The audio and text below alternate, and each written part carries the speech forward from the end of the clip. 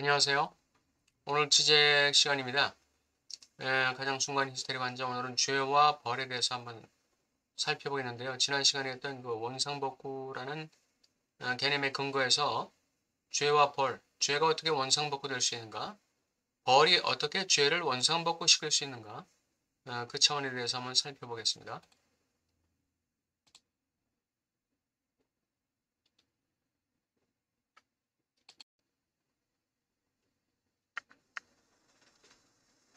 예, 죄와 벌. 프랑크푸르트 청년 시절의 해결은 대립된 극도를 포괄한다고 생각되는 비강제적인 유기적 단일성의 힘인 사랑을 이 대립된 한정들의 종합으로 파악했다. 이게 말하자면 이제 그 정반합이 되는 것이죠. 구조가. 그러나 성숙기 해결의 관점에서는 즉 해결이 되는 순간부터 우리는 이런 해결책이 여전히 오성의 장에 속함을 강조할 수밖에 없다. 이 해결책은 사랑을 오성의 형식적 한정들의 추상적으로 대립한 채 머무는 포괄적 매체라고 파악한다. 오성의 형식적 한정, 대립들의 추상적으로 대립한 채 머무는 포괄적 매체다. 또 정반이 있으면 그것을 갖다가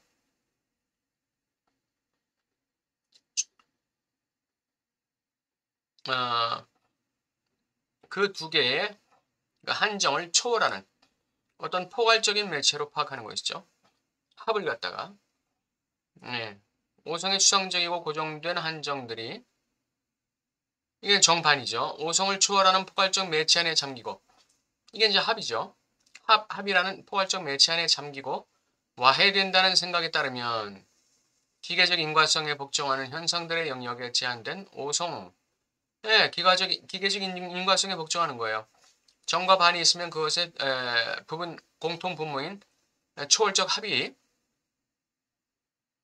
정과 반을 갖다가 어떻게 한다고요? 네, 잠기게 만들고 와해시킨다는 것이죠. 이러한 현상들의 영역에 제한된 오성 너머에 오성에 접근할 수 없는 어떤 유기적 실제성이 있다. 네, 어떤 합이 있다. 이런 것이 이제 오성의 추상적인 그런 생각이에요. 이 생각은 대표적인 오성의 명제이다. 왜냐하면 우리의 근본적 논의로 돌아가자면 우리는 오성을 제한하는 방식으로 오성을 보다 넓은 유기적 총체성에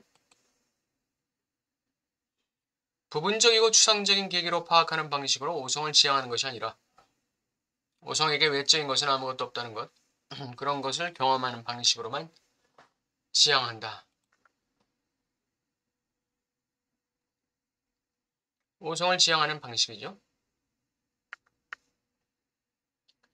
오성을 제한하는 방식으로 오성을 보다 넓은 유기적 총체성의 부분적이고 추상적인 계기로 파악하는 방식으로 오성을 지향하는 것이 아니라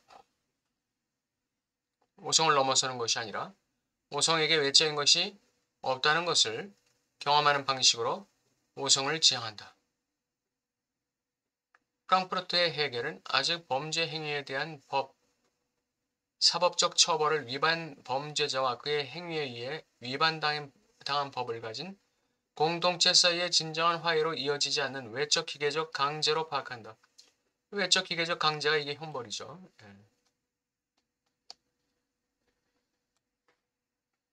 이게 이제 형벌이에요.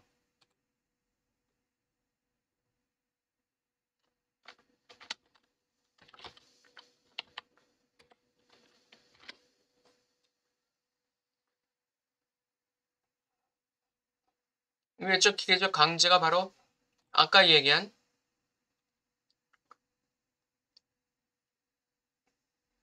포괄적 매체라고 말할 수 있는 것이죠.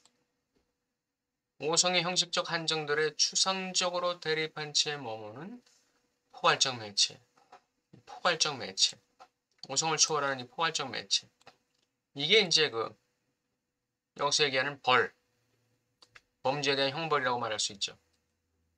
네, 이게 이제 이게 형벌이 주어지는데 그 형벌 가지고는 이 범죄자와 공동체 사이의 진정한 화해는 이루어지지 않아요. 강제적인 사법적 징벌의 경우에 우리는 상처를 진정으로 낫게 하는 유기적 화해 대신에 범죄에 의해 생긴 피해를 외적인 방식으로 수선하기만 하면 다시 말해 이번에는 범죄 자신을 겨냥하는 동일한 행위의 반복을 통해 범죄에 응답하는 눈에는 눈, 귀에는 귀죠. 범죄에 대한 기계적 반응에 직면한다. 예, 범죄에 대해서 그냥 기계적으로 반응하는 거예요. 그냥. 범죄에 대해서 그냥 기계적으로 반응하는 이게 예, 형벌이라는 것이죠. 예, 범죄에 대한 기계적 반응 이게 형벌이에요. 예.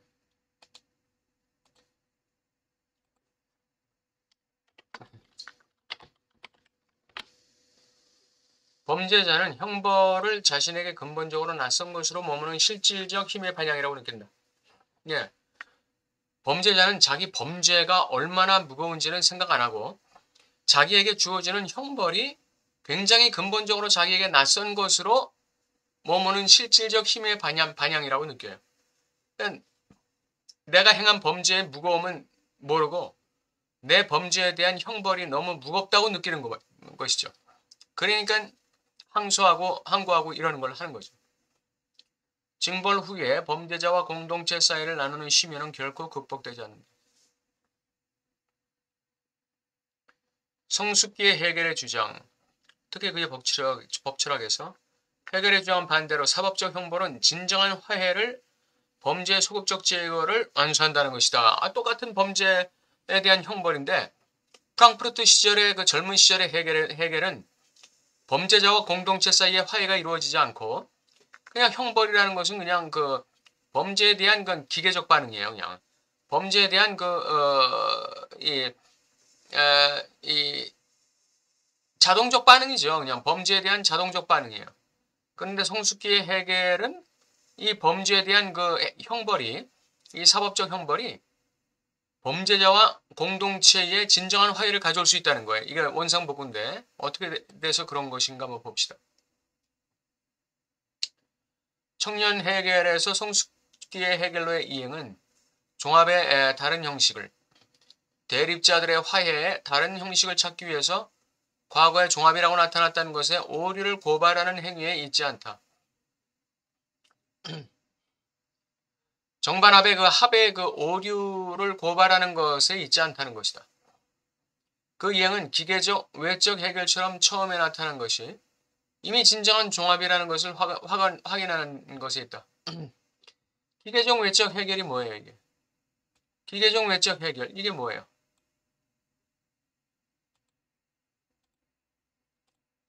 이게 바로 형벌 아니에요, 형벌? 형벌처럼 나타난 게 이미 진정한 종합이라는 걸 확인하는 거예요. 명제, 반명제, 죄와 형벌, 명제, 반명제, 반명제 자체에 벌써 종합이 있다는 것을 확인하는 것이다. 우리가 처음에 형벌 안에서의 범죄의 형식적 기계적 분열이라고 간주했던 것이 이미 화해를 완수하고 실행한다. 이게 명제, 반명제 종합의 시스템입니다.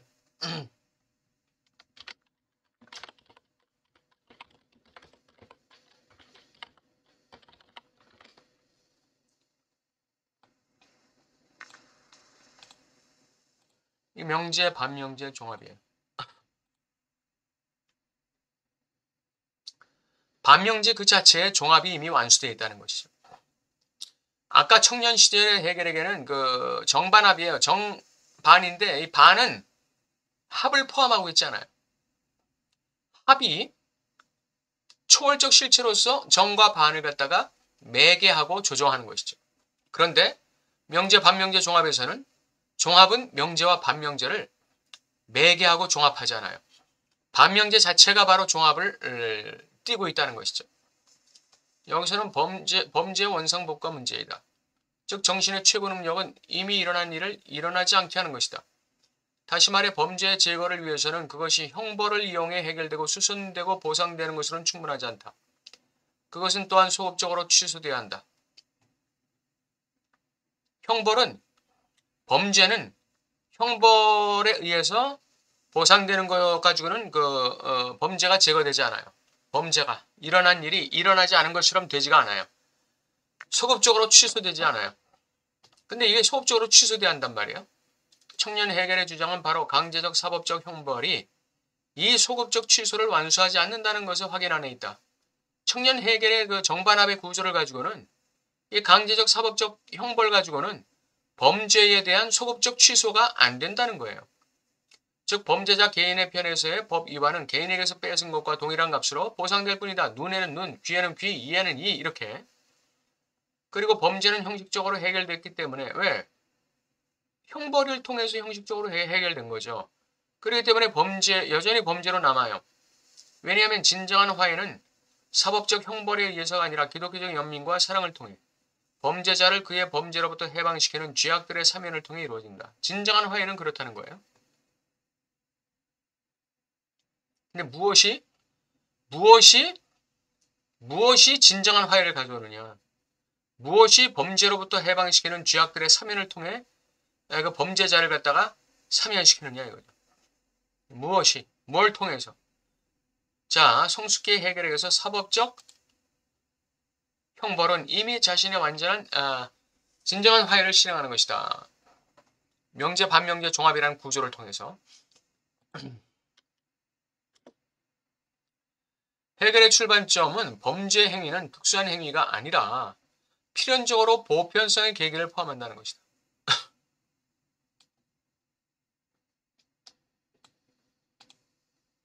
이게 성숙기의 해결해 본 그 범죄 관점이에요. 청년기에는 범죄를 특수한 행위로 봤어요. 특수한 행위. 그런데 성숙기 해결은 이 범죄라는 것을 특수한 행위가 아니라 보편성의 계기를 포함한다고 본 거예요. 범죄자는 단지 공동체의 보편적 규범을 침해하는 사람인 것만은 아니에요.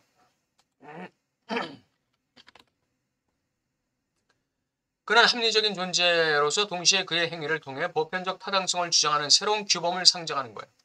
그가 훔친다면 그는 훔칠 권리를 보편적 규범으로 상정한다. 내가 얼마나 가난하게 살고 얼마나 사회적인 보호를 받지 못했으면 훔치겠느냐 이거죠. 그게 이 사람의 보편적 규범이에요.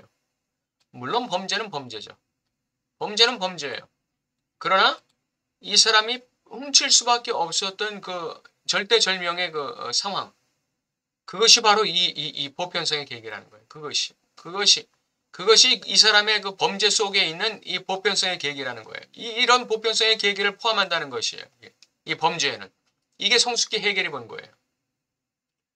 물론 이 보편적 차원은 그의 행위의 형식적 측면은 범죄자 자신에게서 벗어나요. 예. 예. 이 보편적 차원, 이 행위의 형식적 측면은 범죄자 자신에게서 벗어나죠.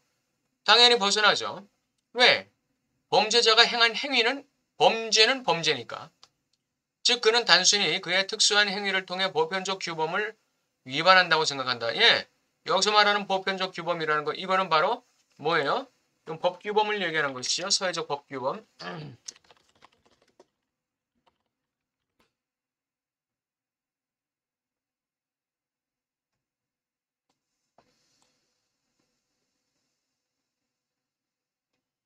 그는 위반된 법에 한정된 내용에 대해서만 알 뿐. 예, 내가 이 위반한 것이 무슨 법을 갖다가 위반했는지에 대해서만 알 뿐 그의 행위를 보편적 규범으로 결코 세우려 하지 않는다. 이 범죄자는 자신의 행위에 보편적 규범이 있는데 거기에는 범죄자 자신은 자신의 보편적 규범은 헤아리지 못하는 거예요. 그러나 해결이 매우 간결한 방식으로 말했듯이 법의 형식, 그것의 보편성은 그를 추적하고 그의 범죄 위에 달라붙어 있다. 법의 형식, 그것의 보편성은 그를 추적하고 그의 범죄 위에 달라붙어 있어요. 그의 행위는 보편적인 것이 된다. 바로 이것에 대해서 법 권력이 반응해야 한다는 것이다.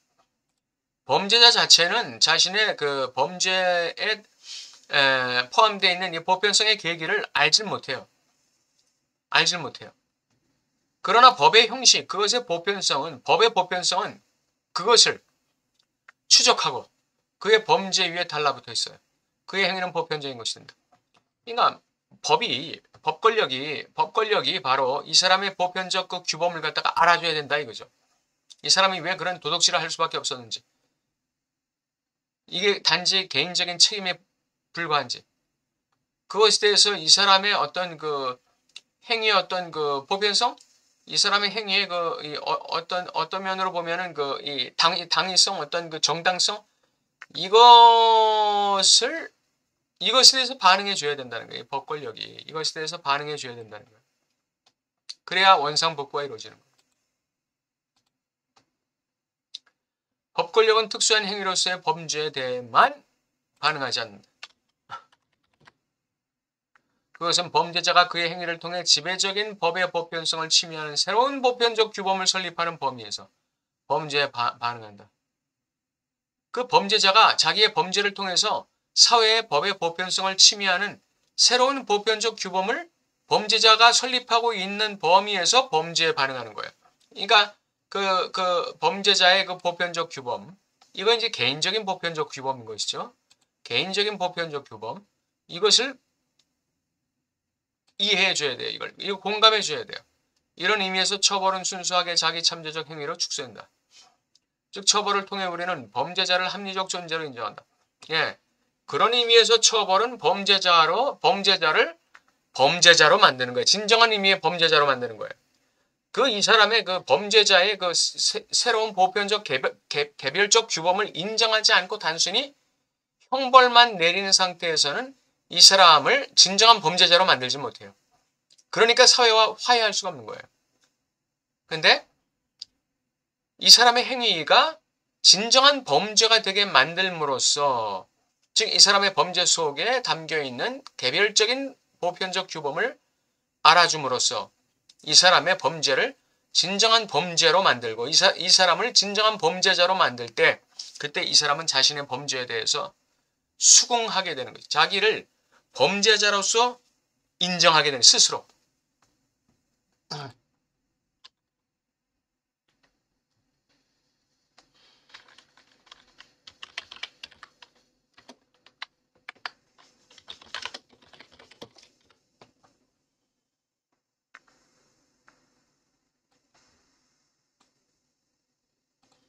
스스로 인정하게 만드는 거예요.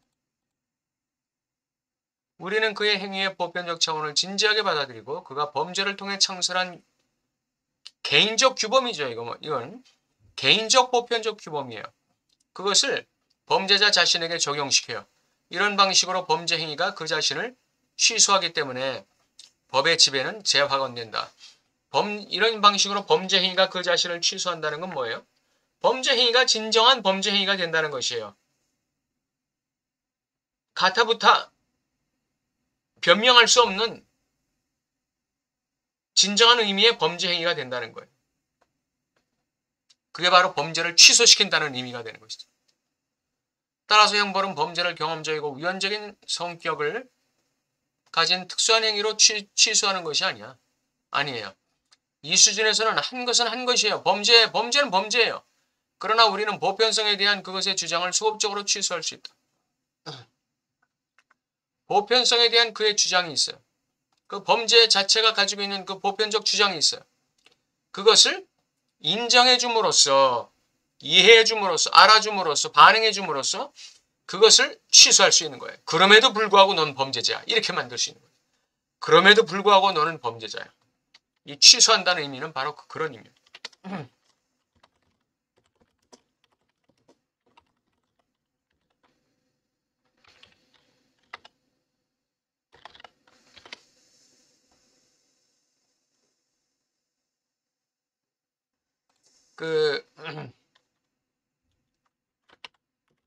보편성.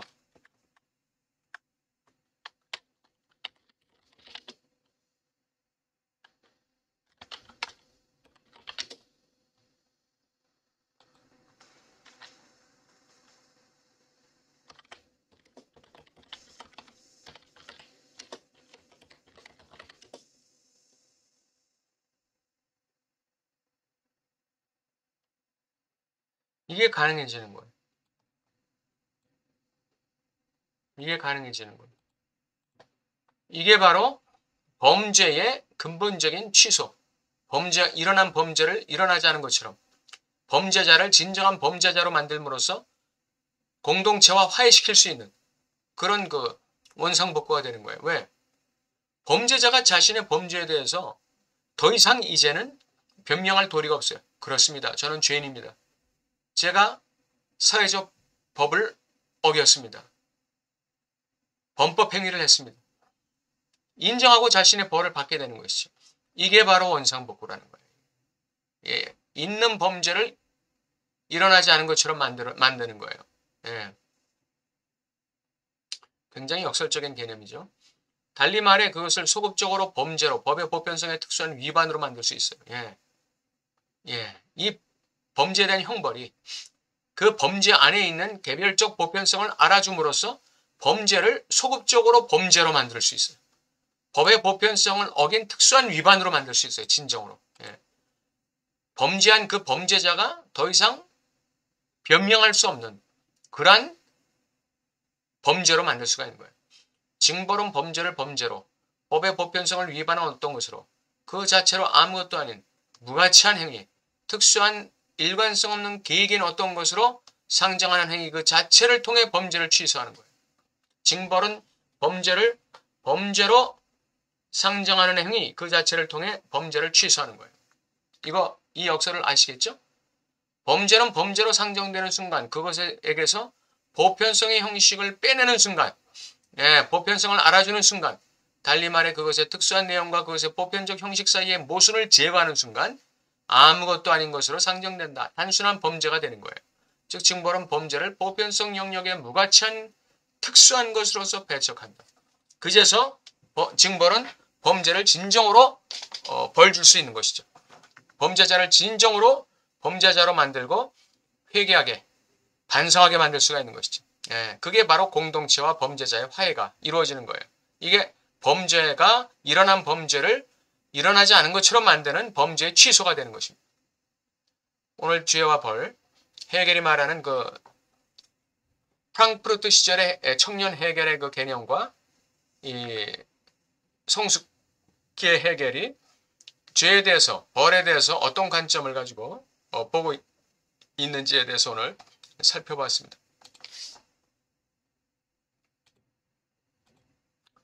네, 오늘도 강의를 들어주신 여러분 감사드리고, 엊그제 그 원상복구에 대해서 강의를 했었는데,